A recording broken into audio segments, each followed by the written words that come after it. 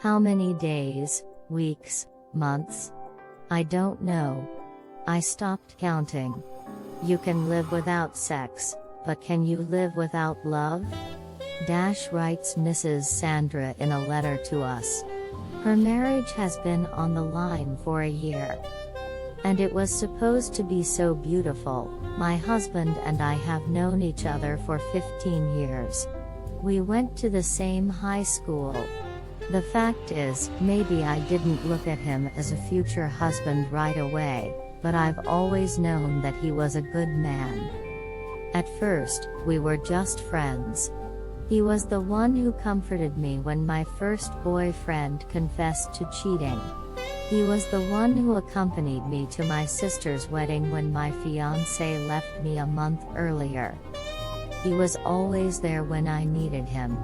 But unfortunately, he also misplaced his feelings throughout his studies. He even proposed to one girl, but she decided it was not the right time to start a family.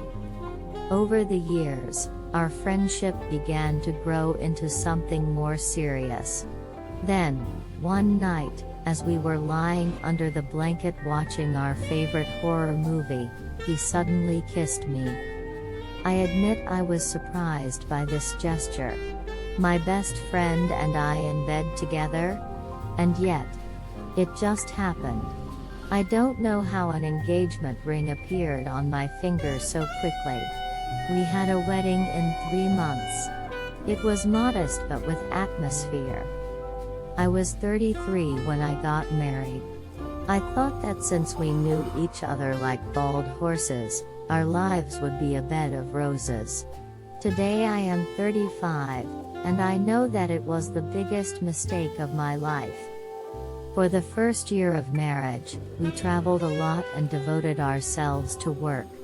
Both he and I hold managerial positions, so we do not complain about the lack of responsibilities. A year ago, however, I noticed that my husband had changed. He came back later, and later, more and more often. He went on business trips on weekends. I understood, but a warning light went off. It even crossed my mind that he might be cheating on me. After returning, I noticed that he didn't feel like having sex.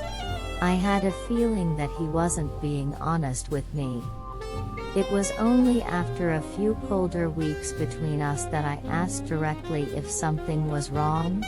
He replied no, but he has a lot of work stress now. He has to close a critical project. If everything goes according to his plan, he will get a promotion. I was relieved that there was no mistress. At the same time, I felt that he wasn't telling me everything. A month later, when I started the topic of expanding the family, a row broke out. Before we married, we agreed that we would start trying for a baby a year after we took our vows. It's been almost a year and a half, and my husband has started avoiding me. He said that we would return to the topic of the child next year or 2 at the earliest. It sounded like the baby was just another project to be done, not a little human being born out of love. I wish he had asked me about my plans for motherhood. Maybe he thinks I have nothing to say on the subject. On average, I see myself getting pregnant before I'm 40. Before we got married, I thought we both wanted a baby equally. After the wedding, I noticed that his beloved child became work. There is no time and place in his life for anyone else.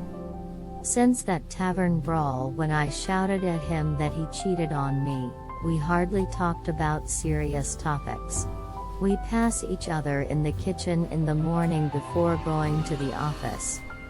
He's utterly devoted to working, and I spend my evenings with Netflix. I am alone in the bedroom. He usually falls asleep on the couch in the living room with a laptop in his hands. A lawyer friend once told me that divorce begins in bed. I fear that soon I will share the fate of her clients. How many days, weeks, or months has it been? I don't know. I stopped counting. We live like a white married couple. You can live without sex, but can you live without love?